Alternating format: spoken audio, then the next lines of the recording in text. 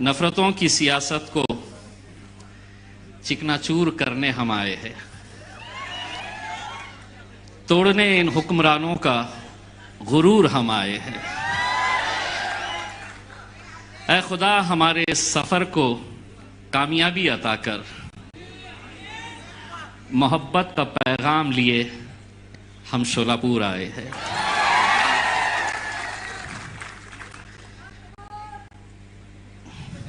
अभी बहुत बोलना बाकी है। ये किस ज्ञानी ने कहा है, सबसे पहले तो मैं यहां मौजूद पत्रकारों से पूछना चाहता हूं कि शोलापुर में ऐसा कौन सा ज्ञानी है जो ये कहता है कि कोरोना है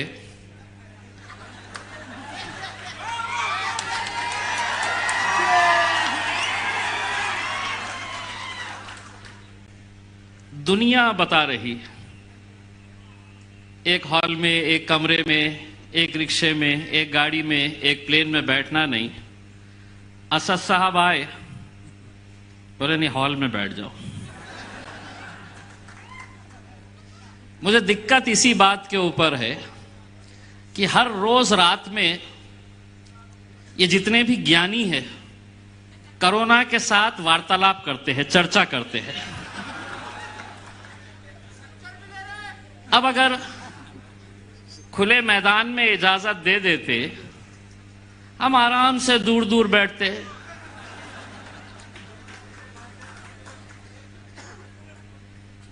फारूक भाई, इजाजत किसने दिया? मैं उसको फूल पिनाना चाहता हूं।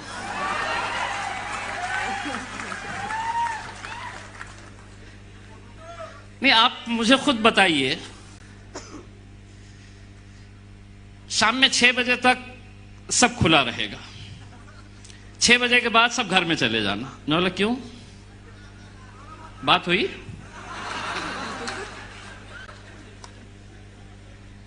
संडे के दिन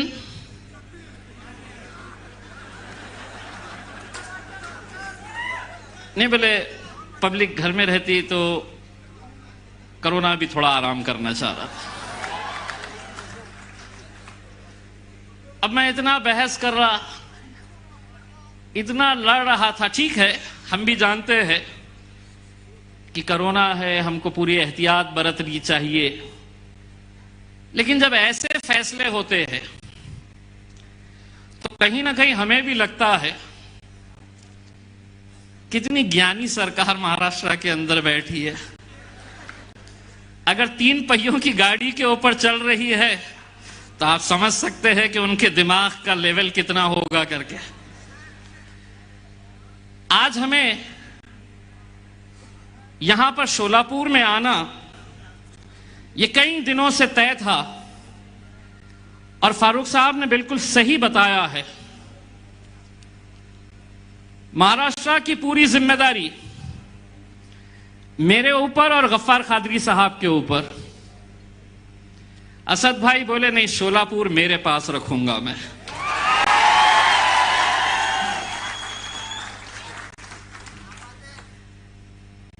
ये आप लोगों की खुशनसीबी है मेरे भाइयों कि आज अल्हम्दुलिल्लाह, मुझे ये नहीं पता है, कुछ शहर और महाराष्ट्र के ऐसे हैं जिनका असद साहब का एक दिल का रिश्ता है, जिसमें एक शहर मेरा है औरंगाबाद, तो दूसरा शहर फारूक शाब्दी का है शोलापुर। चुनाव तो फारूक मेरे पास भी होने वाले हैं, आपके पास भी होने वाले हैं। अब आवाम तय करेगी कि असद साहब को मोहब्बत कौन ज्यादा करता है, शोलापुर करती है या औरंगाबाद करता है।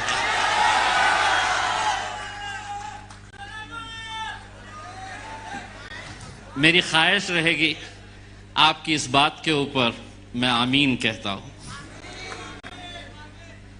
क्योंकि मुझे मालूम है कि शोलापुर की आवाम के अंदर जो एक मोहब्बत, नौजवानों के अंदर जो जोश, यहां पर मेरे सामने टोपी पहने हुए एक मौलाना साहब है,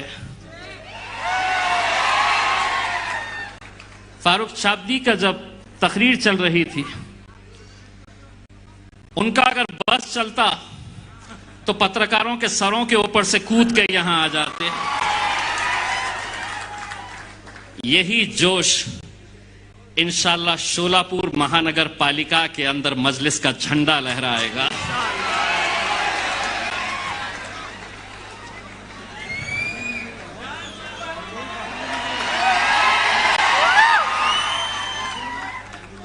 चचा बोले जान की बाजी लगाएंगे।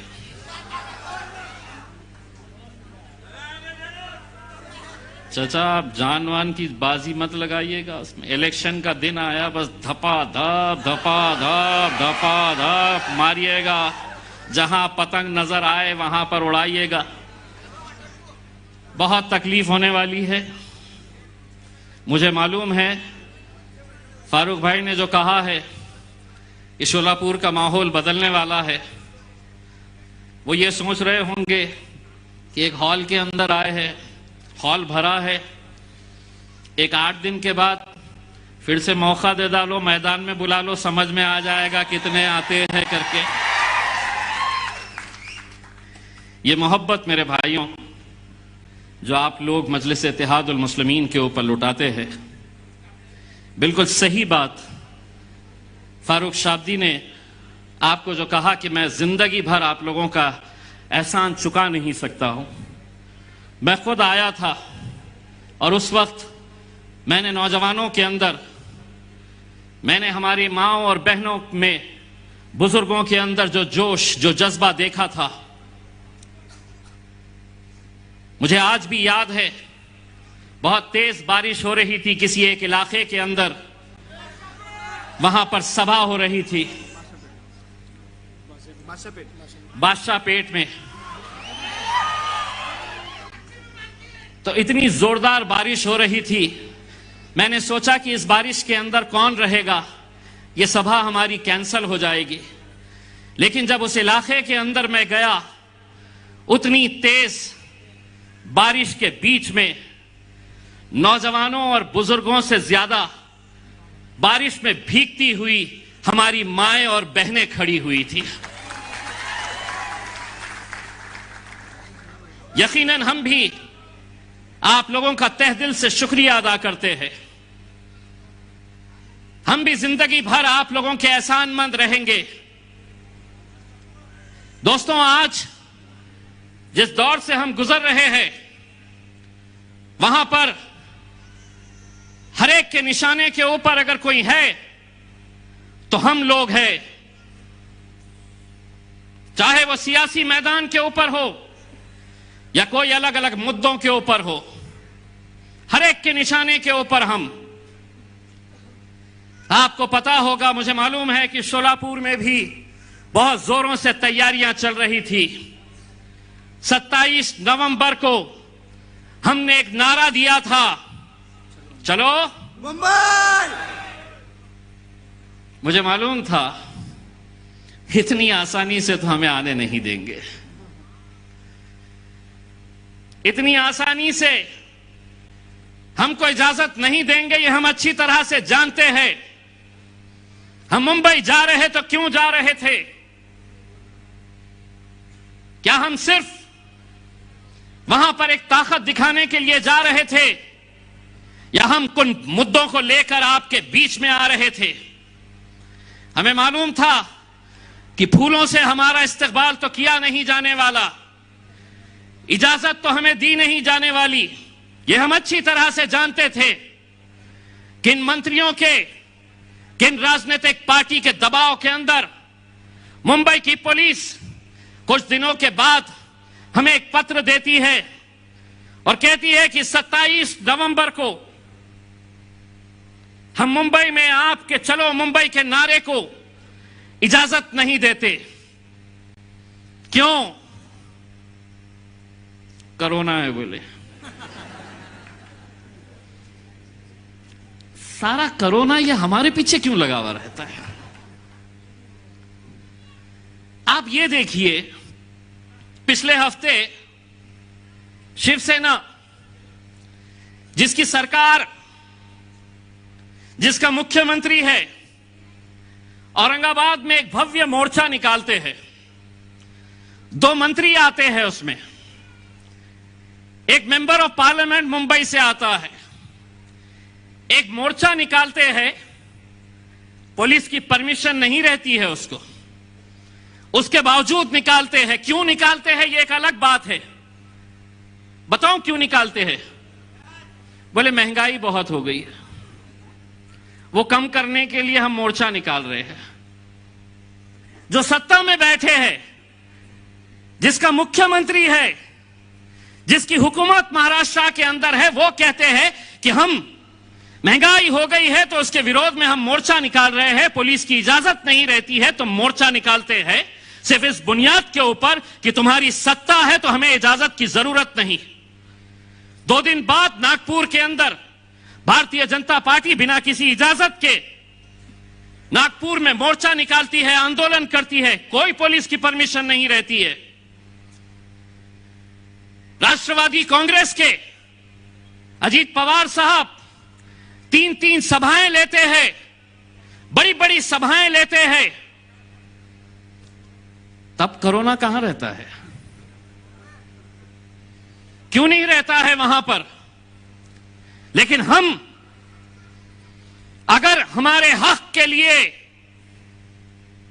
हम मुंबई आना चाह रहे हैं, आपको हम पत्र देते हैं कि हमको इजाजत दो, तो आप कहते हैं कि नहीं, कोरोना है इसलिए आपको इजाजत नहीं दी जा सकती है। 27 नवंबर का हमारा चलो मुंबई का नारा जो हमने दिया था, पुलिस डिपार्टमेंट की इज्जत को रखते हुए हम उसे आगे बढ़ाए। लेकिन हमने कहा कि अब चलो मुंबई नहीं, अब नारा यह है, मुंबई तो हम आएंगे, किसी सूरत में भी आएंगे। अभी आज पूरे महाराष्ट्र की आवाम को बैरिस्टर असदुद्दीन अवैसी साहब की इजाजत से मैं ये ऐलान करता हूं कि अब मुंबई का नारा चलो मुंबई, अब 11 दिसंबर को इंशाअल्लाह हम सब मिलकर चलेंगे। हम गाड़ियों में जाएंगे, गाड़ी पे कोई हरा झंडा नहीं, कोई नीला पीला झंडा नहीं, कोई भगवा झंडा नहीं। यौम आजादी के 75 साल हम मना रहे हैं। यौम आजादी का अमृत महोत्सव मनाया जा रहा है। महाराष्ट्र के जिस कोने से गाड़ी निकलेगी, हर गाड़ी के ऊपर हमारा तिरंगा रहेगा। उस तिरंगे को लहराते हुए हम मुंबई जाएंगे। पुलिस को हमने फिर से पत्र दिया है, दे दो, कोरोना से हम बात कर लेंगे कि 11 को थोड़ा आराम करो। और ये भी सुन लो, 2 तो आएंगे, ना 2 भी आएंगे। उन्होंने ये कहा अपने पत्र में कि अमरावती में, नांदेड़ में, मालेगांव के अंदर जो घटनाएं हुई है उसे देखते हुए हम आपको इजाजत नहीं दे सकते हैं। मजलिस इत्तेहादुल मुस्लिमीन महाराष्ट्र की पुलिस को यह बताना चाहती है, हम किसी भी तरह के तशद्दुद को, हिंसा को हम समर्थन नहीं करते हैं। लेकिन इस मुल्क के अंदर डॉक्टर बाबा साहब अंबेडकर के संविधान ने इख्तियार दिया है मुझे, जो इख्तियार उद्धव ठाकरे साहब को दिया गया है, अजीत पवार साहब को दिया गया है, वही इख्तियार इम्तियाज जलील को भी दिया गया है, असदुद्दीन अवैसी साहब को भी दिया गया है। कानून 2 अलग अलग कैसे हो सकते हैं? कि तुम्हारे लिए अलग कानून, मेरे लिए अलग कानून, ये कतई हम बर्दाश्त नहीं करेंगे। हम आ रहे हैं मुंबई, तो क्यों आ रहे हैं? 5% रिजर्वेशन 2014 में बॉम्बे हाई कोर्ट ने जब अलग अलग रिजर्वेशनों की बातें अदालत के सामने गई, मामला अदालत ने पूरा संजीदगी के साथ बारीकी से देखा, समझा, तब उसके बाद यह फैसला किया कि 5% रिजर्वेशन मुसलमानों को एजुकेशन के अंदर मिलना चाहिए। उस वक्त 2014 से 2019 के बीच हुकूमत में बैठे थे भारतीय जनता पार्टी और शिवसेना। ऑपोजिशन के अंदर थी कांग्रेस और राष्ट्रवादी कांग्रेस, समाजवादी पार्टी। मैं खुद वारिस पठान के साथ आमदार था। वहां पर इनके मंत्री खड़े रहते, कांग्रेस के, एनसीपी के, समाजवादी पार्टी के नेता खड़े रहते और देवेंद्र फडणवीस को कहते कि मुसलमानों को 2 रिजर्वेशन, तुम्हारी हुकूमत है तो मुसलमानों के साथ नाइंसाफी कर रहे हैं, मिलना चाहिए रिजर्वेशन। लोकसभा के अंदर राष्ट्रवादी कांग्रेस की member of parliament Supriya Sule हो या दूसरे मेंबर ऑफ पार्लियामेंट कांग्रेस के हो या एनसीपी के, अगर खड़े रहते हैं रिजर्वेशन के बारे में बात करने के लिए तो महज मराठाओं के रिजर्वेशन के बारे में बात करते हैं। हम नहीं है मुखालिफ उनके, दीजिए आप जिसे देना है, धनगरों को दीजिए, मराठाओं को दीजिए, लेकिन मुसलमानों को तो अदालत ने कहा है। जब वो वहां पर भाषण कर रहे, सुनील तटकरे साहब एक एमपी है राष्ट्रवादी कांग्रेस के, उन्होंने तकरीर किए। आधे घंटे की तकरीर के अंदर मुसलमानों के रिजर्वेशन का जिक्र ही नहीं। भाषण जब खत्म हुआ तो वो जाने लगे। मैंने कहा कि भाई 1-2 मिनट रुकिए ना। तो बोले क्यों, मेरा हो गया। मैं बोला तुम्हारा हो गया, अब तुम्हारी धुलाई मैं करने वाला हूं, उसके लिए 2 मिनट बैठिए। तो मैं अपने भाषण में कहा कि अभी अभी हमारे मित्र ये भाषण दे रहे थे, सिर्फ एक की रिजर्वेशन के बारे में बात कर रहे थे, और इनका भाषण जब मैं सुन रहा था तो मुझे यह एहसास हो रहा था कि इनको देखकर तो गिरगिट भी शर्मा जाए कि ये रंग कितनी आसानी से बदलते हैं। विपक्ष में थे तो कैसी कैसी बातें करते थे, आज सत्ता में आ गए हैं तो हमारा जिक्र भी नहीं। हमारे है मुंबई तुमसे मांगने के लिए, हमारे है मुंबई वक्फ की जमीनों के तहफ्फुज के लिए। 93,000 एकड़ जमीनें पूरे महाराष्ट्र के अंदर वक्फ की है। फारूक शाब्दी साहब ने मुझे शोलापुर के ताल्लुक से कई जमीनों की जानकारी दी है। फारूक भाई, मुझे यह बताते हुए खुशी हो रही है, 6 महीने के अंदर 8 FIR रजिस्टर हुए हैं। शोलापुर का भी FIR रजिस्टर करवाऊंगा अगर किसी ने वक्फ की जमीन को हथियाया है तो। जागीर समझ लिए, लाओ दो, क्या देते दो, लेके जाओ, बाप की जागीर है तुम्हारी। 8 FIR रजिस्टर हो चुके हैं और इंशाल्लाह आगे भी हम करते रहेंगे। इन 93,000 एकड़ जमीनों की देखभाल के लिए आप लोगों को यह हैरानी होगी, जब आपसे वोट मांगने के लिए अगर आए तो उनसे पूछो कि मेरी जो वक्फ की जमीन है पूरे महाराष्ट्र में, उसकी देखभाल करने के लिए पूरे महाराष्ट्र में कितने लोग काम करते हैं? महज 24 लोग, 24।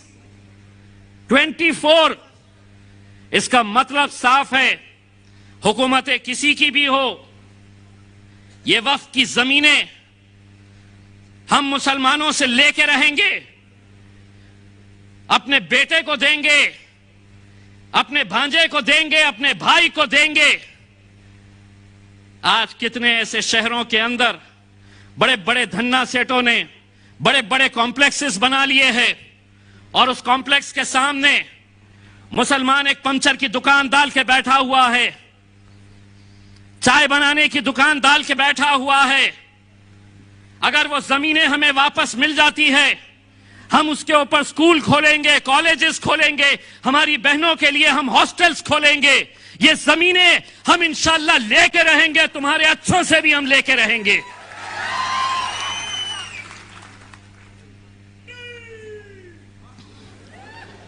आपसे ये कहा जाएगा कि क्यों जा रहे हो। दोस्तों, मैं एक बात कहना चाहता हूं। मैंने ये कहा था कि मेरे सामने बैठे शेरों, तो एक साहब सही समझ लिए शेर है करके आवाजें शेरों के जैसी निकाल रहे हैं। तो मैंने ये बात कही है कि हम लोग 11 दिसंबर को इंशाल्लाह गाड़ियों के काफिलों के साथ हम मुंबई में जाएंगे और वहां पर पूरा अमन तरीके से, शांतिपूर्ण तरीके से हम जाकर हमारे जो सवाल है वो सवाल हम उठाएंगे। हम पूछेंगे जो सरकार में बैठे हैं कि आप हमारे वक्फ की जमीनों के ताल्लुक से क्या फैसला करने वाले हैं, आप हमारे 5% रिजर्वेशन के बारे में क्या करने वाले हैं। और एक बात मैं यहां पर तमाम मुहिब्बान मजलिस को कहना चाहता हूं, ये हमारा कोई सियासी मुद्दा नहीं है। हम मुंबई जा रहे तो इसलिए नहीं कि पूरे मजलिस वाले जा रहे। हम आपसे यह अपील करेंगे कि मुसलमान चाहे कांग्रेस का हो, चाहे राष्ट्रवादी कांग्रेस का हो, चाहे सेना के अंदर हो या समाजवादी पार्टी के अंदर हो, आप लोग जाओ और उसको भी दावत दो और उसको ये कहो कि इलेक्शन के वक्त तुझे जिसका मफलर डालना है गले में डाल, जिसका झंडा पकड़ना है पकड़, लेकिन हम मुंबई अगर जाएंगे तो मजलिसी या कांग्रेसी या राष्ट्रवादी बोलकर नहीं जाएंगे। हम वहां पर इकट्ठा होंगे तो मुसलमान बोलकर इकट्ठा होंगे और मुसलमान बोलकर जाएंगे। दोस्तों, ये चीज जब तक हम नहीं करेंगे, आज अगर किसानों का बिल वापस लिया गया है, किसानों का बिल अगर आज वापस लिए है इस मुल्क के वजीर आजम ने, तो उसकी वजह यह है कि किसानों की एकजुटती, उन्होंने अपनी ताकत दिखाए, इसीलिए यह मुमकिन हुआ। एक धक्का तो हमको भी लगाना है मेरे भाइयों, एक धक्का हमको भी लगाना है। हो सकता है कि कोई किसी वजह से आ नहीं सकता है, लेकिन अगर नहीं आ रहा है तो उसकी जिम्मेदारी है। कोई पैसे वाला है तो उसकी जिम्मेदारी है कि मेरे ये 4 बच्चे गरीब हैं, इनको बंबई पहुंचाने की जिम्मेदारी मैं लेता हूं। मैं नहीं आ सकता हूं तो मेरी तरफ से ये बच्चे जाएंगे।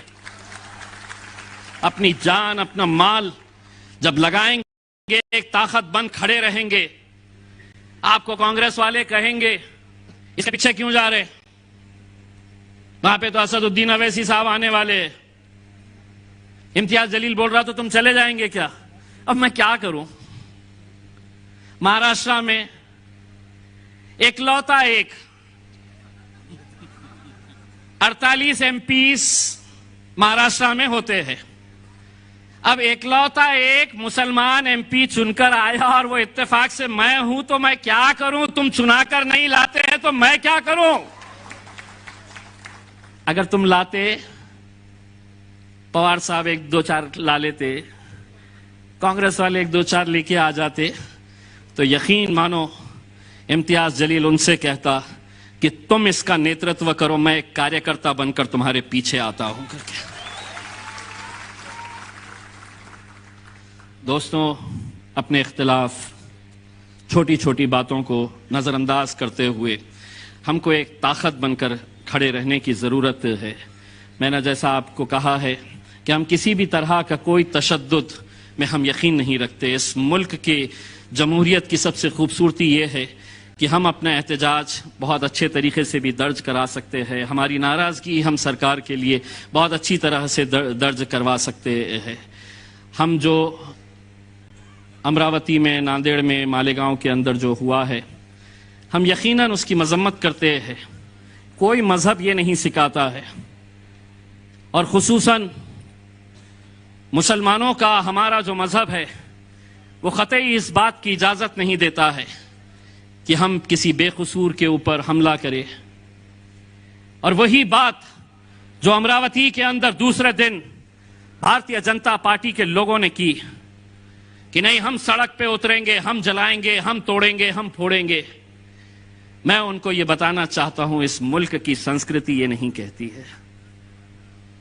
इस मुल्क के अंदर कानून है, कायदे है, उसके हिसाब से हम सबको चलने की जरूरत है। मैं आप लोगों से इतनी इल्तिजा करना चाहूंगा। फारूक शाब्दी की एक बहुत अच्छी बात मुझे पसंद आई। उन्होंने कहा कि बहुत सारे ख्वाहिशमंद है। यकीनन फारूक भाई, बहुत सारे ख्वाहिशमंद उसी पार्टी के अंदर होते हैं जिसमें उन्हें कामयाबी नजर आती है। और जब वो देख रहे हैं कि शोलापुर के अंदर पतंग कैसी लहरा रही है, कैसी उड़ रही है, तो यकीनन बहुत सारे लोगों की ख्वाहिशें रहेगी।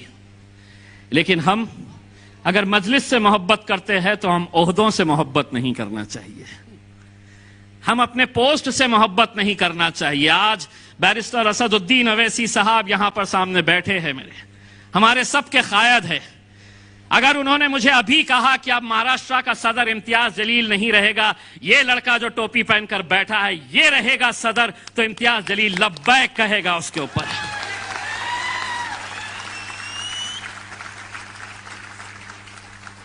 लेकिन हमारे पास, मैं लाया मजलिस को,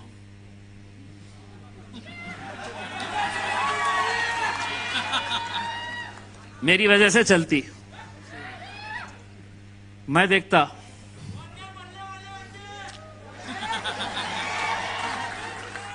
मैं यही बोलने वाला था।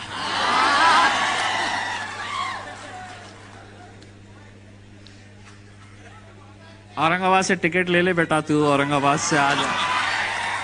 मैं आप लोगों से सिर्फ इतनी इल्तिजा करना चाहूंगा कि फारूक शाब्दी अल्हम्दुलिल्लाह जो काम कर रहे हैं, और मुझे ये बड़ी खुशी है इस बात की कि फारूक शाब्दी ने शोलापुर में इतने कम वक्फे के अंदर सिर्फ भीड़ इकट्ठा नहीं की है, उन्होंने लोगों का दिल जीतने का काम किया है।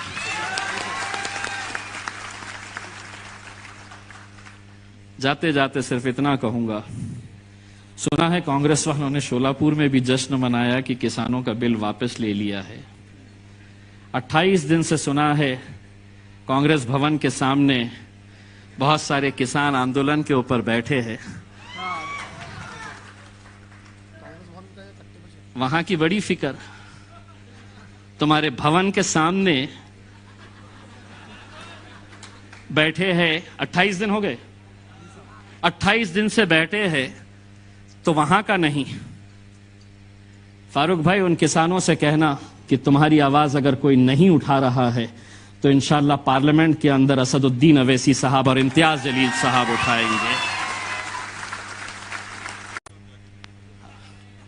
और यहां की जो पुलिस है क्या कोई? अगर इजाजत दे देती है तो हम खुद जाएंगे असदुद्दीन अवैसी साहब के साथ और उन किसानों को यकीन दिलाएंगे। अब इतना बोल दिया हमने, आपको ऐसा लग रहा है सिर्फ इतने ही लोग सुन रहे?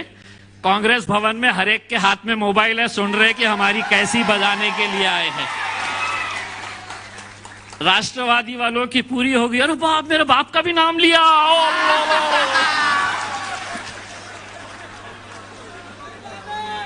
और ये दोनों ने अभी किससे शादी की है मालूम? बोलो बोलो, कितना अच्छा रिश्ता हुआ। नहीं कभी सोचे थे? जिंदगी गुजर गई, पूरी जिंदगी कांग्रेस वाले खड़े रहते तो सेना को गालियां, राष्ट्रवादी खड़े रहते तो सेना को गालियां। सेना का वजूद ही इस वजह से हुआ कि नहीं, कांग्रेस और राष्ट्रवादी को खत्म करना है। सत्ता की लालच कैसे होती है, रिक्शा चला रहे 3 पहियों का। अभी इंशाल्लाह आपको असद साहब को भी सुनना है और बहुत जल्द हम यहाँ के ज्ञानी अधिकारियों को ये कहेंगे कि आप कोई हॉल में नहीं, बाहर इजाजत दो, फिर बड़ी बड़ी बातें करेंगे, अच्छी अच्छी बातें करेंगे उसके अंदर। आप लोग यहाँ पर आए, बहुत बहुत शुक्रिया। व आखिर दावाना अल्हम्दुलिल्लाह। बहुत बहुत शुक्रिया जनाब इम्तियाज जलील साहब। इसके बाद हमारे मजलिस इत्तेहादुल मुस्लिमीन के पूरी टीम के जानिब से जो शहर शोलापुर के, खासकर मैं पीछे पीछे हटने के लिए बोल रहा हूँ, सभी हजरात माइक के करीब ना जाए, माइक के करीब ना जाए, पीछे जाए। यहाँ पर मजलिस इत्तेहादुल मुस्लिमीन के पदाधिकारियों के जानिब से जनाब असदुद्दीन ओवैसी साहब और उसके बाद इम्तियाज जलील साहब, फारूक शाब्दी साहब, डॉक्टर गफ्फार कादरी साहब, इनकी गुलपोशी होगी। इसके बाद मैं बिला ताखिर मैं नकीब मिल्लत को इस शेर के साथ दावत सुखन दूंगा। तख्त व ताज भी झुकते हैं मेरे कायद के पास, तख्त व ताज भी झुकते हैं मेरे कायद के पास। अल्लाह हर दौर में हम सबको ऐसा कायद अता करे। इंसाफ की आवाज असदुद्दीन ओवैसी, गंगा जमुना तहजीब का प्रतीक असदुद्दीन ओवैसी, कल भी बोलते थे और आज भी बोलेंगे, हमारा कायद है असदुद्दीन ओवैसी। तो टेपू के आसार औरंगजेब का किरदार, टेपू के आसार औरंगजेब का किरदार देखा है मेरे कायद में। तूफानों से लड़ना, दरियाओं से उलझना देखा है मेरे कायद में। जनाब अलहाज बैरिस्टर असदुद्दीन ओवैसी साहब।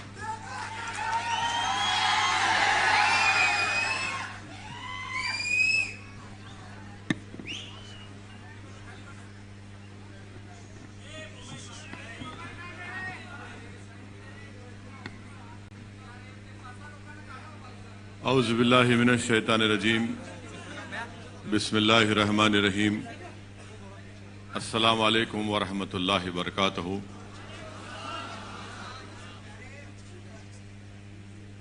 मेरी इज़्ज़तदार माँ और बहनों, मुअज़्ज़िज़ हाज़रीन कराम, बुजुर्गान मिल्लत, मेरे गयूर नौजवान साथियों, महाराष्ट्र के सदर और वर्किंग प्रेसिडेंट जनाब इम्तियाज जलील साहब और डॉक्टर गफ्फार कादरी साहब, ज़िले शोलापुर के मजलिस इत्तेहादुल मुस्लिमीन के सदर मोहतरम जनाब फारूक शाब्दी साहब, शोलापुर के तमाम मजलिस इत्तेहादुल मुस्लिमीन के अरकान, जिम्मेदारान, मैं आप तमाम का शुक्रिया अदा करता हूं कि आपने अपना कीमती वक्त निकालकर आज के इस इजलास में शिरकत की। और जैसा कि जनाब फारूक साहब ने बताया कि ज़िले इंतज़ामिया की तरफ से मजलिस इत्तेहादुल मुस्लिमीन को इजाज़त दी गई, सिर्फ इस हॉल में हमको अपनी मीटिंग करने का परमिशन, इजाज़त दी गई। मैं आपसे वादा कर रहा हूं कि इंशाअल्लाह ताला आइंदा जब जलसा होगा मजलिस इत्तेहादुल मुस्लिमीन का, तो जैसा हम हमेशा खुले मैदान में या स्टेडियम में करते उसी तरह एक जलसा होगा इंशाअल्लाह ताला। अब इंतजामिया और पुलिस की तरफ से जो परमिशन दिया गया, मैं पहले से वक्त दे चुका था फारूक साहब को कि मैं शोलापुर आ जाऊंगा, तो अल्हम्दुलिल्लाह अल्लाह सुब्हाना व तआला ने मौका दिया कि मैं यहां पर आ सका। आपने अभी सुना कि इम्तियाज जलील साहब ने, डॉक्टर गफ्फार कादरी साहब ने और जनाब फारूक साहब ने तमाम अहम बातों का जिक्र आपके सामने किया। और अभी इम्तियाज जलील साहब ने आपको बताया कि 11 दिसंबर के दिन इंशाअल्लाह ताला मजलिस इत्तेहादुल मुस्लिमीन की जानिब से महाराष्ट्र के मुसलमानों को रिजर्वेशन के लिए और महाराष्ट्र में वक्फ जायदादों की हिफाजत के लिए मजलिस इत्तेहादुल मुस्लिमीन ने ये प्रोग्राम बनाया कि हम चलो मुंबई का एक ऐलान किए जो 27 नवंबर को होना था, मगर हुकूमत की तरफ से हमको इजाज़तनामा नहीं दिया गया और हमारी दरख्वास्त को ये कहकर मुस्तरद कर दिया गया कि कोविड है, फलां है। मगर हमने ये तय किया कि इंशाअल्लाह ताला अब 11 दिसंबर को ये चलो मुंबई का प्रोग्राम होगा, जिसका मकसद एक ही है कि महाराष्ट्र में जो मुसलमानों में जो 50 बिरादरियां हैं उनको रिजर्वेशन मिले और महाराष्ट्र में जो वक्फ की जायदादें हैं उसका तहफ़्फ़ुज़ हो सके, उसका सही इस्तेमाल हो सके। ये दो अहम पॉइंट्स पर ये एहतजाजी प्रोग्राम और ये चलो मुंबई का ऐलान किया गया। मेरे अजीज दोस्तों और बुजुर्गों, मैं आपको बताना जरूरी समझता हूं कि जब असेंबली के इंतखाबात हो रहे थे तो उस वक्त भी मुझे यहां आने का मौका मिला और जनाब फारूक साहब की इंतखाबी मुहिम में मैं यहां पर आया था। आपको याद होगा कि पूरी इंतखाबी मुहिम के दौरान में कांग्रेस और राष्ट्रवादी कांग्रेस की जबान पर, उनके कायदीन की जबान पर एक ही जुमला था कि मजलिस को वोट मत दो, मजलिस को वोट देंगे तो भारतीय जनता पार्टी और शिवसेना की कामयाबी होगी। ये आपने सुना था या नहीं सुना था? और हर महाराष्ट्र में पूरा एक मंसूबाबंद तरीके से ये दोनों कांग्रेस और राष्ट्रवादी कांग्रेस, ये औले जौलों की जोड़ी पूरे महाराष्ट्र में सब जगह यही जाते थे।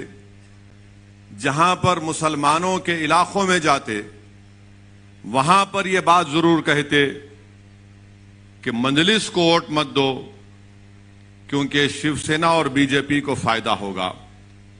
और बाज हमारे मासूम मुसलमान भी थे, आज भी हैं, जो इनके झूठ को यकीन कर लेते हैं और ये कहते हैं कि हां बीजेपी और शिवसेना को रोकना है और इसीलिए मजलिस को वोट नहीं देंगे। और उसका नतीजा हुआ भी। शोलापुर में हमारे बाज मुसलमान भाइयों ने इस झूठ को सच समझा और उस रिवायत को बरकरार रखा उन मुसलमानों ने कि पिछले 60 साल से न सिर्फ महाराष्ट्र बल्कि मुल्क के मुसलमानों से हमेशा जो अपने आप को सेकुलर कहती हैं, उन्होंने मुसलमानों को सबसे बड़ा धोखा दिया। इलेक्शन तो हो गया, नतीजा भी आ गया। अल्हम्दुलिल्लाह मैं बड़ा मुतमईन हूं कि मजलिस के उम्मीदवार ने यह कहकर शोलापुर की आवाम का दिल दोबारा जीत लिया कि आपने मुझे इतनी हजारों की तादाद में वोट देकर मुझे खरीद लिया। अल्हम्दुलिल्लाह ये बड़ी बात है कि किसी एक सियासी पार्टी के उम्मीदवार की कामयाबी नहीं होती है, मगर वो आपकी वोट और आपकी मेहनत और दुआओं का इस तरह से पूरे इखलास और खुलूस के साथ शुक्रिया अदा करता है और न सिर्फ जबान से इस बात का इकरार किया, बल्कि मैंने बहुत ही कम ऐसे सियासी जिम्मेदारों को देखा जो इलेक्शन में शिकस्त के बावजूद भी आवाम के दरमियान में रहते और आवाम का काम करते रहते हैं, जिसमें काबिल जिक्र हमारे फारूक शाब्दी साहब हैं। अल्लाह उनके इस जज्बे को सलामत रखे। मैं आपसे अर्ज कर रहा था कि कांग्रेस और राष्ट्रवादी ने बार बार सिर्फ यही कहा था, असदुद्दीन ओवैसी बी टीम है और बीजेपी शिवसेना को वोट मत दो वरना मोदी आ जाएगा। यानी हमको बी टीम बना दिए, इल्जाम तो लगाए मगर जब इलेक्शन का नतीजा निकला तो अचानक ये तमाम के तमाम एक जगह जमा होकर बोले, अरे हम और तुम तो एक है ना, हम और तुम तो एक है। एक का नाम राहुल है, एक का नाम पवार है, एक का नाम ठाकरे, अपन एक है, एक हो जाएंगे। एक हो गए। और मैं तुमसे पुकार पुकार कर कह रहा था कि देखो तुम्हारा और मेरा रिश्ता वो रिश्ता है जिसको रब्बे कायनात ने कलमे की बुनियाद पर जोड़ा, एक हो जाओ, एक हो जाओ, एक हो जाओ। मगर तुमने मेरे पैगाम को नहीं समझा, अगियारों ने एक होकर तुम्हारे मुंह पर एक तमाचा मारा। वो एक हो गए। क्यों एक हुए? इख्तिदार हासिल करना था, ताकत हासिल करना था। और वो मुसलमान जो कांग्रेस और राष्ट्रवादी के झूठ का शिकार हो गया, मैं उनसे पूछ रहा हूं, बताओ तुम्हारे पास मेरे इस सवाल का क्या जवाब? बताओ तुम्हारे पास क्या जवाब है? क्या तुम जवाब दे पाओगे? क्या तुम अपने जमीर को जवाब दे पाओगे? क्या तुम अपने आप से मुतमईन हो कि जिसका तुमने साथ दिया वो शिवसेना को महाराष्ट्र के इख्तिदार की कुर्सी पर लाकर बिठा दिया? क्या शिवसेना सेकुलर पार्टी नहीं है? शिवसेना भारतीय जनता पार्टी की तरह एक कम्युनल पार्टी है, थी और रहेगी हमेशा। शिवसेना कोई सेकुलर पार्टी नहीं है। और ये सेकुलरिज्म के गुलाम जिनके दुम छल्ले बनकर फिरते हैं राष्ट्रवादी कांग्रेस के और कांग्रेस के, तुम सर्टिफिकेट दोगे कि कौन सेकुलर कौन कम्युनल है? इसीलिए हमेशा मैं कहता हूं कि इन्हीं की सर्टिफिकेट की हमको जरूरत नहीं है। ना मंदलिस को जरूरत है, ना मुसलमानों को जरूरत है, ना दलितों को जरूरत है, ना हर उस सेकुलर जहन रखने वाले शख्स को जरूरत है। कौन है ये लोग कि इनके साथ आ जाएगा तो सेकुलर और इनके साथ नहीं आएगा तो कम्युनल? अरे तुम क्या दुकान चला रहे हो कोई नोटरी की कोर्ट के सामने के तुम स्टैंप मार के दोगे तो सेकुलर हो जाएगा? शिवसेना के सेकुलर है? बताओ शरद पवार साहब, बताओ राहुल गांधी, क्या शिवसेना सेकुलर है? और तुम सारी दुनिया के सामने जाके कहते हो कि मंदलिस को वोट मत दो।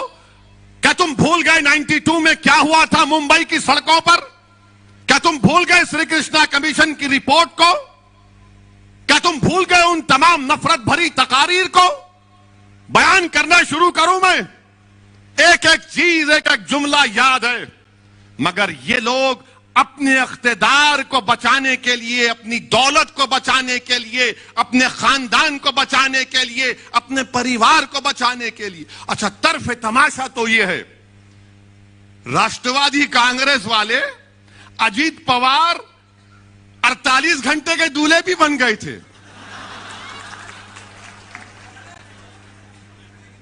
48 घंटे का कोई दूल्हा बनता है?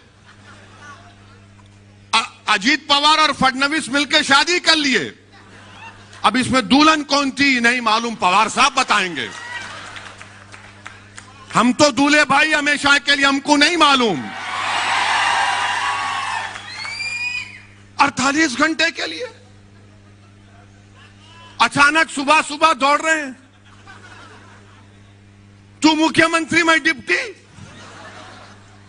और फिर पूरे फाइल गायब, पूरी फाइल गायब। और फिर बाद में सेकुलर हो आते हैं, नहीं नहीं नहीं वो गंदा है फडणवीस, बीजेपी है। और फिर उद्धव ठाकरे को बोलते नहीं नहीं ये दूध का धुलावा है, शिवसेना अच्छी है। अब जाके कोई पूछेगा इनसे, जवाब दो, ये क्या ड्रामा किया तुमने? अगर कोई मुसलमान राष्ट्रवादी कांग्रेस का निकलकर किसी और पार्टी में आ जाता, मिसाल के तौर पर मंदलिस में आ जाता है, तो उसको बोलेंगे ये गद्दार है, निकाल के फेंकेंगे उसको, पुलिस पीछे लगा देंगे। नहीं, ये कैसा आ रहा है, मंदलिस में कैसे दाखिल हो रहा है? मगर आपका घर वाला जाकर बीजेपी को सपोर्ट करता है तो कुछ नहीं होता। ये क्यों बता रहा हूं कि आपको समझना है, महाराष्ट्र के मुसलमानों को समझाने के लिए, महाराष्ट्र के सेकुलर जहन रखने वाले लोगों को समझाने के लिए ने मजबूरी है, कहे की मजबूरी बताओ मेरे को, कहे की मजबूरी है। यानी हम सब भूल जाएं और तुम जो फैसला करोगे हम गुलामों की तरह, कैदियों की तरह तुम्हारे में हाँ मिलाते रहे। शिवसेना को तुमने सेकुलर बना दिया और मंजलिस को तुमने कम्युनल कह दिया। क्या इनका मामला है? और ये तीनों की, ये 3-1 की सरकार, 3-3 मिल के सरकार चला रहे हैं और फिर बोल रहे नहीं सेकुलरिज्म को बचाना है। कौन सा सेकुलरिज्म बचाएंगे? क्या यह बात सच नहीं है कि महाराष्ट्र की विधानसभा में उद्धव ठाकरे ने असेंबली में खड़े होकर नहीं कहा था, इम्तियाज साहब अभी हालिया दिनों में कहा था ना, मंदिर के बारे में, मस्जिद के बारे में। मुख्यमंत्री है, बताओ कांग्रेसियों, राष्ट्रवादियों, तुमको शर्म नहीं आती कि तुम्हारा ताईद का एक चीफ मिनिस्टर खड़े होकर कहता है कि हमने बाबरी मस्जिद को शहीद किया था। शर्म आनी चाहिए लोगों को। याद करो मुसलमानों, जब मैं तुमसे कह रहा था, याद करो मैं जब तुमसे पुकार कर कह रहा था, तुमसे भीख मांग रहा था और आज भी मांग रहा हूं कि अब तुम इन पर भरोसा मत करो, अपने आप पर करो, अल्लाह पर करो और अपने वोट का सही इस्तेमाल करो। और आपका मामला यह है कि हमारी तकरीर सुन लिए, थाली मार लिए, आंख में 2 खतरे आंसू के आ गए, आपने मुझ पर खैरात बरसा दी और घर को जाकर नहीं अब सुबह में देखेंगे। नहीं, बदलना है।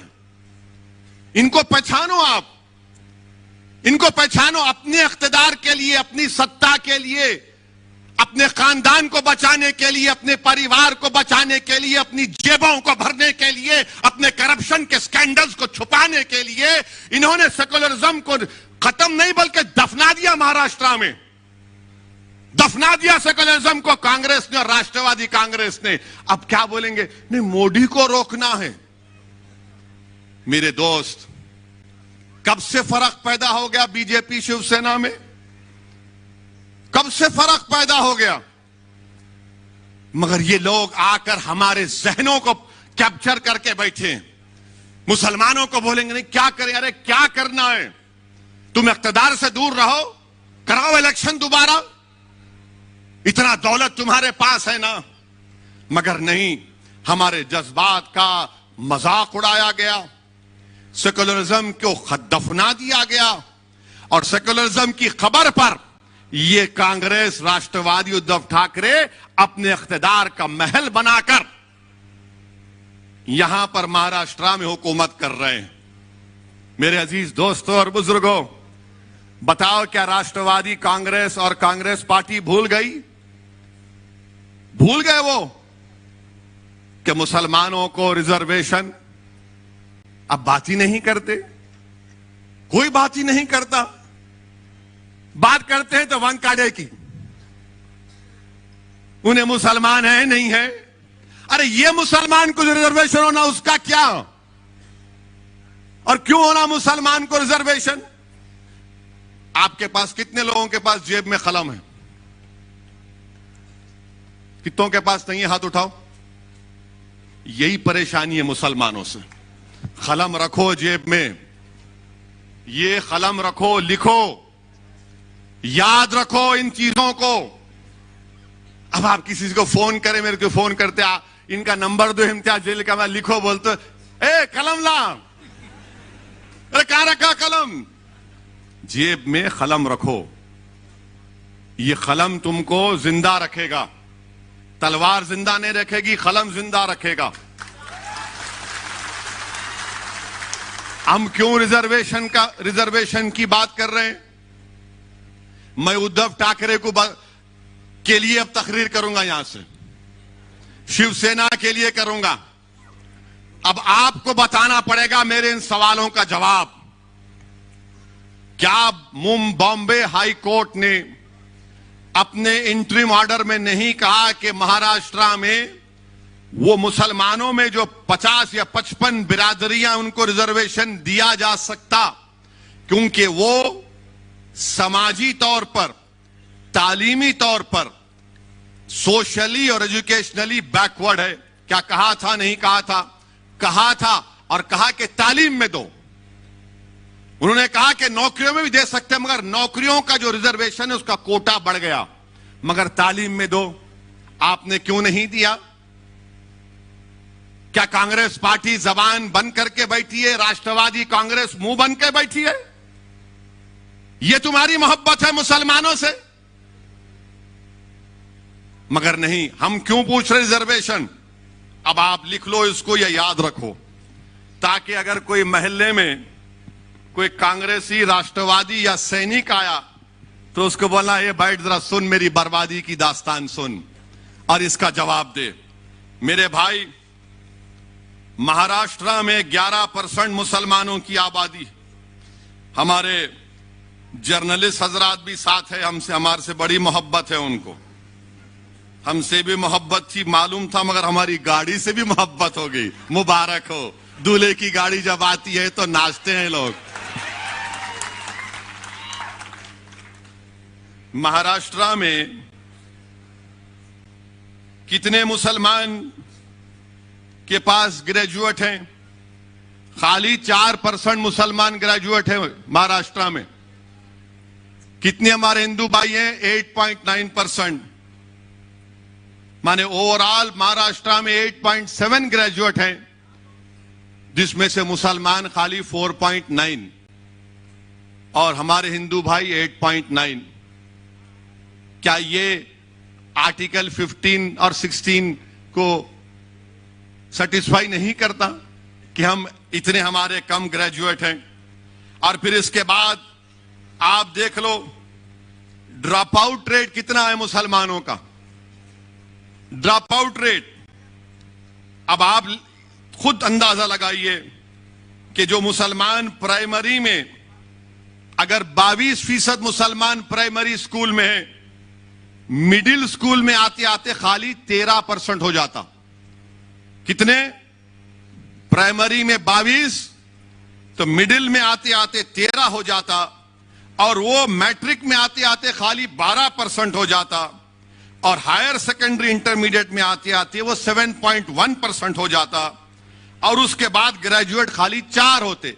अब आप सोचो कि आपके घर में आपकी औलाद है, उसको आप प्राइमरी स्कूल में डाल दिए, अब तो को स्कूल खुल रहे हैं, यानी अगर 22% मुसलमान के बच्चे प्राइमरी स्कूल में हैं, तो मिडिल स्कूल में आते आते 13% हो जाता, मैट्रिक में आते आते 12% हो जाता, इंटरमीडिएट में, हायर सेकेंडरी में आते आते 7% हो जाता, ग्रेजुएट होते होते 4% हो जाता।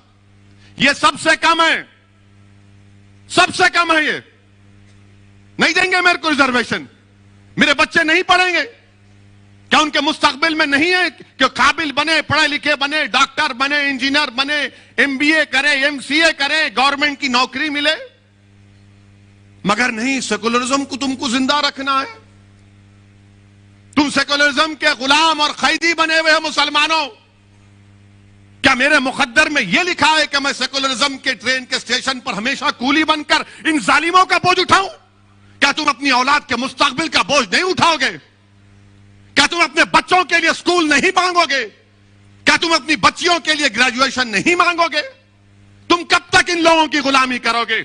और ये झूठ पे झूठ, झूठ पे झूठ, पीठ पे इतने खंजर मारे गए मुसलमानों के कि पीठ पे कोई जगह बाकी नहीं है जहां पे तुम्हारा जख्म ना हो। इतना धोखा दिया गया, इससे खून खौलता है जब यह पढ़ता हूं मैं। तो मेरी जबान का अगर कोई कहता है कि ओवैसी की जबान कड़वी है, तो यह क्या है? फिर मैं घर में जाकर सो जाऊं कि मेरी कौम के बच्चों को स्कूल नहीं है? 22% से स्कूल में दाखिला और ग्रेजुएशन तक सिर्फ 4%। क्या गरीबी मेरा मुकद्दर बना दोगे? क्या गुर्बत मेरी जिंदगी में रहेगा और मेरी औलाद भी रहेगी गुर्बत में? मेरे अजीज दोस्तों और बुजुर्गों, यह बर्बादी की दास्तान है महाराष्ट्र के मुसलमानों की। और फिर ये बोलते, आपको यह भी बताना चाहूंगा, यह पूरा डेटा है। मीडिया के लोग अगर ये समझ रहे हैं कहां से लाया, मैं दिमाग से नहीं लाया हूं, पढ़ के लाया हूं।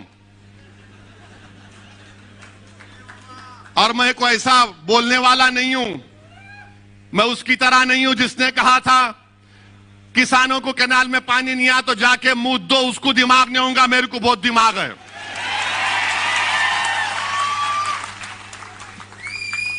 अब आप सुनो, पूरे महाराष्ट्र में कितनी जमीनें, एग्रीकल्चर लैंड कितनी है मुसलमानों के पास रूरल एरिया में।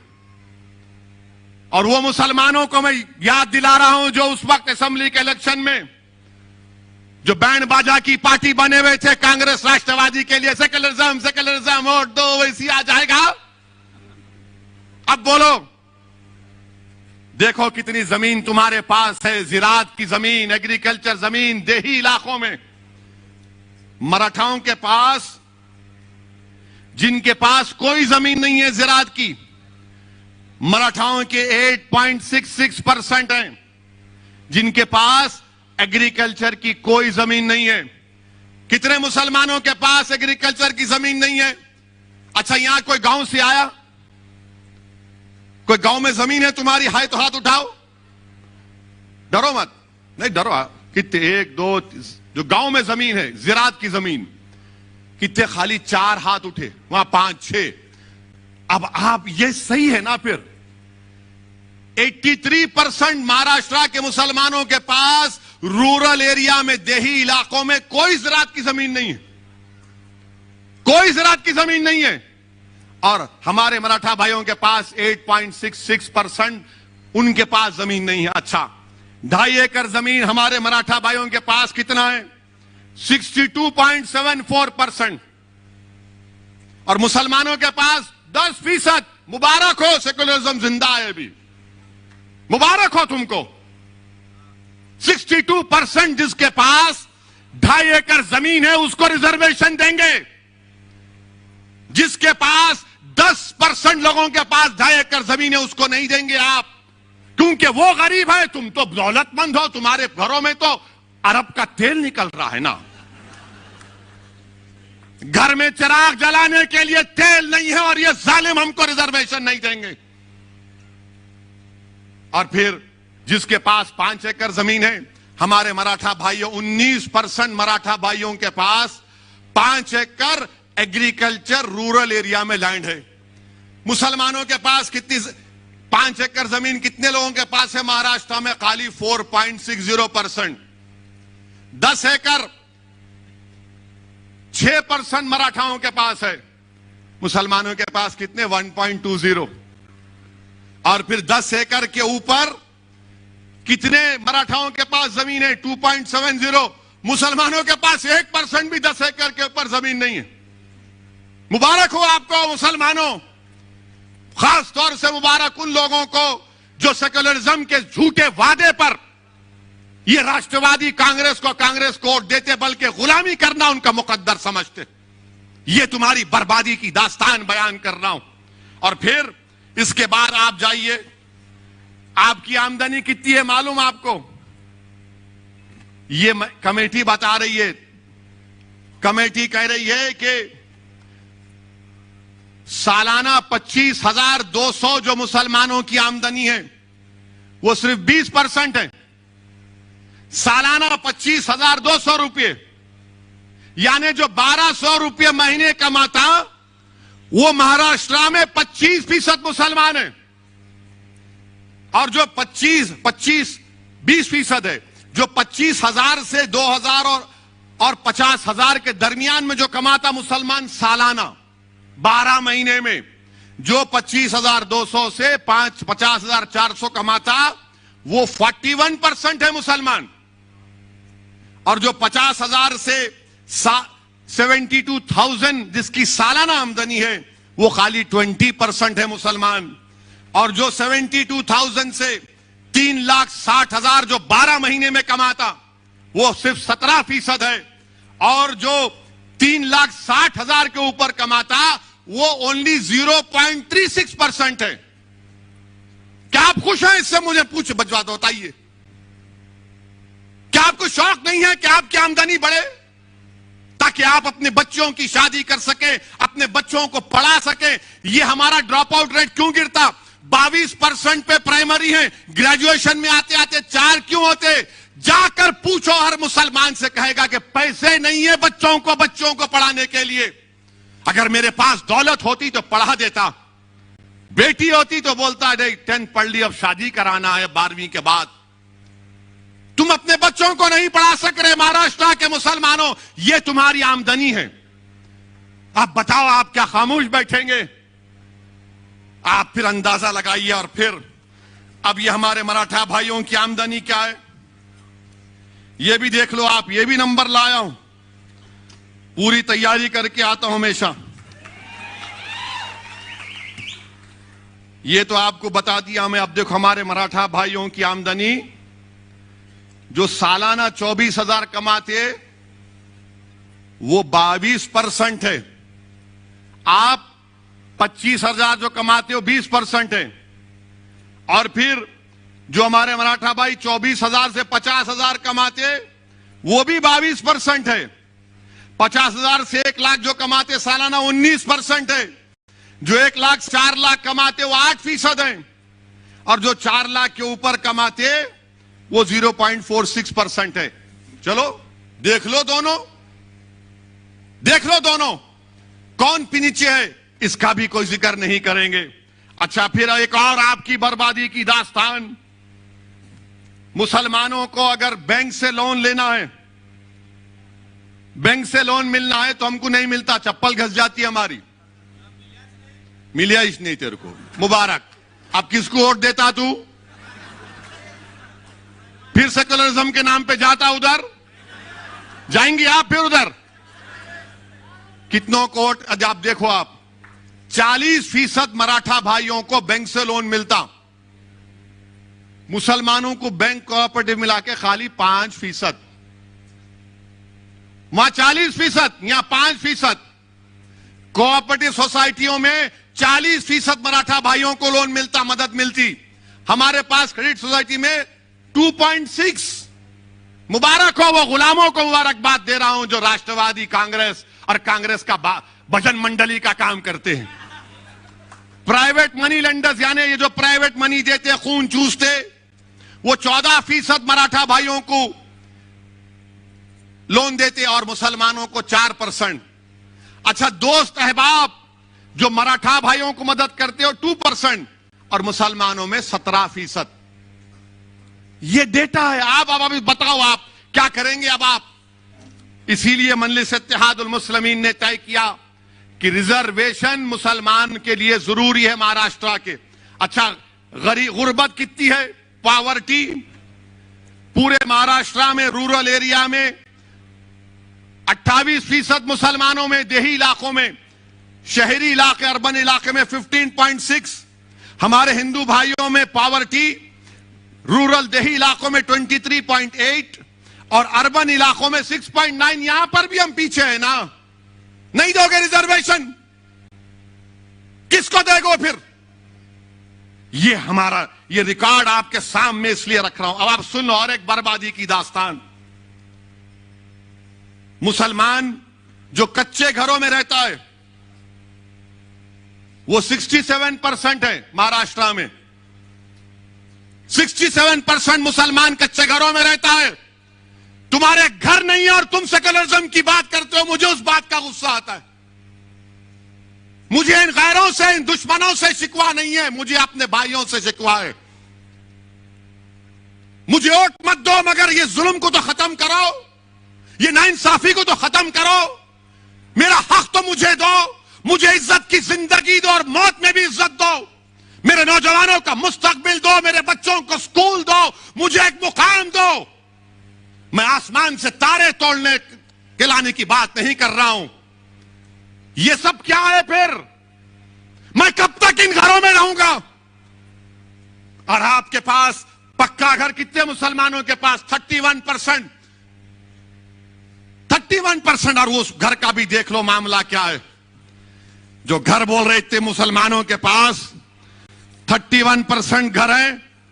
अब आपसे एक सवाल करूंगा और हमारे मीडिया वाले इसका जवाब सुन लेंगे। क्या मुसलमानों के एक घर में 3 लोग नहीं, 3-4 लोग नहीं सोते? कम से कम 3 लोग तो सोते हैं कमरे में, इस्तेमाल करते। जोर से बोलो, इनको मालूम होना ना, नहीं तो इन्हों हमारे पीछे रहते। अब आप ये बताओ, आपको जानकर तकलीफ होगी कि हमारे मराठा भाइयों के पास 3 रूम के कमरे 20% लोगों के पास है, 2 रूम का घर 48% लोगों के पास है, 4 रूम का घर 8% लोगों के पास है, 5 से ज्यादा कमरे का घर 3% लोगों के पास है। मेरे पास क्या है? मेरे पास सेकुलरिज्म है, मेरे पास धोखा है। मेरे दादा को धोखा दिए, उनके बाप को दिए, मेरे बाबा को धोखा दिया, अब तुमको धोखा दे रहे हो। नौजवानों, कल मुस्तकबिल तुम्हारा होगा, तुमको अपना हक हासिल करना पड़ेगा। तुम्हारे वालिद ने तकालीफ उठाई, तुम्हारे दादा ने तकालीफ उठाई। हमने जिन्ना के पैगाम को ठुकराया, हमने भारत को अपना वतन माना और मानते रहेंगे। हमने संविधान को माना मगर जमहूरियत को माना। ये कौन सी जमहूरियत है कि आप मुझे गरीब रख रहे हैं? मेरे अजीज दोस्तों और बुजुर्गों, ये आपके सामने इसलिए कह रहा हूं। अच्छा, कितने मुसलमान स्लम में रहते हैं? महाराष्ट्र की रिपोर्ट कह रही है 54% लोग स्लम इलाकों में रहते। और आपको मालूम, हमारे मराठा भाइयों के पास 76% मराठा भाइयों के पास टॉयलेट है, मुसलमानों पे के पास खाली 35%। ये डेटा है। मेरे को मालूम है कि कल के बाद हमारे मीडिया वाले, बल्कि आज शाम से शुरू कर देंगे कि शोलापुर में ओवैसी ने भड़काऊ भाषण दिया। अरे थू है तुम्हारी बातों पर, कोई परवाह नहीं है। तुम जो लिखते लिखो, जो दिखाते दिखाओ, मेरी जबान को तुम रोक नहीं पाओगे। ये जुल्म है मेरे मुसलमानों से, ये जुल्म है मुझसे। तुम रिजर्वेशन नहीं देना चाहते, मगर जुल्म क्यों कर रहे मुझ पर? क्यों जुल्म कर रहे मुझ पर? और आपको मालूम, मेरे अजीज दोस्तों और बुजुर्गों, आपके सामने हर चीज को खोल खोल कर बयान कर दिया हूं। अब आप देखो, क्या एक मुसलमान आईएएस ऑफिसर है महाराष्ट्र में? वो एक है, उन्हें बोल रहा मैं नहीं हूं, मैं हिंदू हूं बोल रहा हूं उन्हें। अल्लाह को मालूम उन्हें क्या है, आई डोंट नो। इधर भी है उधर भी है, उन्हें बिन पेंदे का लोटा है, उन्हें भी ऐसा है। और ये जो राष्ट्रवादी और कांग्रेस के बोलते अरे अरे नहीं मियां, उन्होंने आके बोल के चले जाते, उनका क्या है? अरे मैं आके बोल के नहीं जाता हूं, मैं ये तमाम हकीकत बयान कर रहा हूं। और अगर तुमको समझ में नहीं आया तो बुला लो, बैठ के बात करेंगे। अच्छा, एक मुसलमान आईएएस ऑफिसर नहीं है महाराष्ट्र में। आईपीएस ऑफिसर हमारे मराठा भाइयों के 28% आईपीएस ऑफिसर है मराठा भाई। कितने हैं? आपके कितने हैं? 1.9%। बजाओ थाली अब। 28% है। उनको रिजर्वेशन देने की बात ये तमाम, ये तीनों कर रहे हैं। ये अमर अकबर एंथनी की जोड़ी, हमको नहीं देंगे। गारत का गवाह भरता ही नहीं है उनका। 28% आईपीएस ऑफिसर। अच्छा, मंत्रालय में कितने हमारे मराठा भाई काम कर रहे हैं? 16.17%। यानी मराठा भाइयों की आबादी इम्तियाज साहब 33% है। यानी 33% आबादी हमारे मराठा भाइयों की है। आधे से ज्यादा आईएएस ऑफिसर हैं। 28%, 33% पॉपुलेशन, 28% आईपीएस ऑफिसर। आईएफएस कितने हैं मालूम आपको? 18% है हमारे मराठा भाइयों के। आपके कितने हैं? नो, जीरो हैं आप। मेरे अजीज दोस्तों और बुजुर्गों, ये नाइंसाफी की तमाम बातें मैंने आपके सामने रख दिया। अब आप कच्छा पीने का पानी भी ले लो। वैसे माशाल्लाह ये राष्ट्रवादी और ये कांग्रेस। शोलापुर में कितने 5 दिन में एक बार पानी, रोज पानी आता आपको? आता फारूक? 5 दिन में एक मर्तबा आता। हाँ,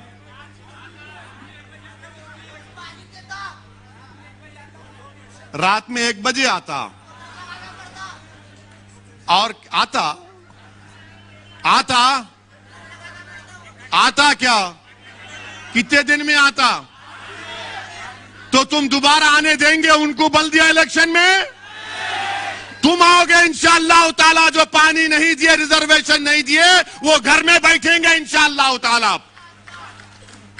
यानी ये देखो आप, पानी का भी लिखा हुआ है डेटा।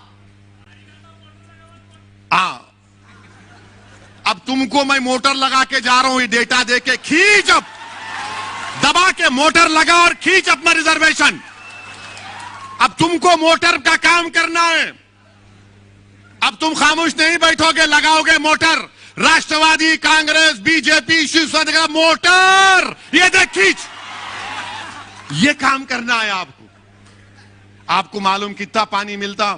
मराठा भाइयों के घर में 35% पानी का कनेक्शन आपके पास, मुसलमानों के पास, यानी पब्लिक टैप, पब्लिक सब मिला के कितना है बोलू? पब्लिक वाटर टैप 46%, अपने पास खाली हैंड पंप। बोरवेल 16% मराठा भाइयों को, यहां पे खाली 4%। आप बताओ मेरे भाई, आप बताइए फिर। अब आप, इसीलिए मजलिस ने इन तमाम बातों को महसूस किया और हमने यह फैसला लिया कि अब और इस पर इंतजार नहीं किया जा सकता। हमको मुसलमानों के जो 50 बरादरियां हैं, जिनको हाई कोर्ट ने कहा कि इनको रिजर्वेशन मिल सकता है, मिलेगा।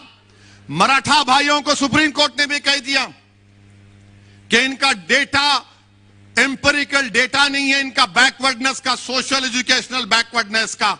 आप देना है, दो आप, हम रोक नहीं रहे। मगर इंसाफ किससे होगा? इंसाफ ताकतवर से होगा या मजलूम से होगा? इंसाफ किससे होगा बताओ? इंसाफ ताकतवर से होगा, मजलूम से होगा? इंसाफ ताकतवर से होगा या कमजोर से होगा? इंसाफ तो कमजोर से होना चाहिए ना। इंसाफ तो मजलूम से होना चाहिए। ताकतवर को और ताकतवर करना ये इक्वालिटी नहीं है। कमजोर को ताकतवर के मुकाम पर लाना ये इक्वालिटी है, जिसका भारत की संविधान में बाबा साहिब अंबेडकर ने आर्टिकल फंडामेंटल राइट उसको बना दिया, राइट टू इक्वालिटी को। हम तो वही पूछ रहे हैं मेरे अजीज दोस्तों और बुजुर्गों। यही चंद गुजारिशात मुझे आप तक करना था। 11 दिसंबर को चलो मुंबई का प्रोग्राम है, उसमें जरूर शिरकत करिए। अगर आप नहीं आ सकते तो उसके लिए दुआ करिए। और मैं ये महाराष्ट्र की सरकार से कह रहा हूं, ये अमरावती में जो तबाही और बर्बादी हुई, ठीक नहीं हुआ। क्या कर रहे थे हुकूमत आपकी? कैसा किसी दुकानों को जलाया गया? किसने किया ये? चाहे किसी मजहब के मानने वाले की दुकान हो। क्या सरकार चला रहे हैं तुम लोग? लॉ एंड ऑर्डर मेंटेन करना नहीं आता? तुमको नहीं मालूम था कि गड़बड़ होगी? किसने जुलूस निकाला वहां अमरावती में? दुकानों को तशद्दुद के जरिए बर्बाद कर दिया गया। मजलिस हमेशा से तशद्दुद किया है, मगर यह सरकार की जिम्मेदारी है। मेरे अजीज दोस्तों और बुजुर्गों, यही चंद बातें आप तक पहुंचाना था। अभी तो ये स्टार्ट लिया हूं, फिर आऊंगा, मैदान में जलसा होगा, इंशाअल्लाह आधी बात करेंगे पूरी। मगर आपसे गुजारिश है कि मैंने जिन इन अहम बातों का जिक्र किया, सोचिए थोड़ी देर के लिए, यहां से एक फिक्र लेकर जाओ। याद रखो कि मुस्तकबिल आपका है, रिजर्वेशन मुसलमानों का हक है। और महाराष्ट्र की सरकार, ये तीनों पार्टियों की सरकार अगर ये सेकुलरिज्म को, इक्वालिटी को मानते हैं, तो इनको महाराष्ट्र के मुसलमानों को रिजर्वेशन देना पड़ेगा। नागपुर के असेंबली के सेशन में बिल लाओ और महाराष्ट्र के मुसलमान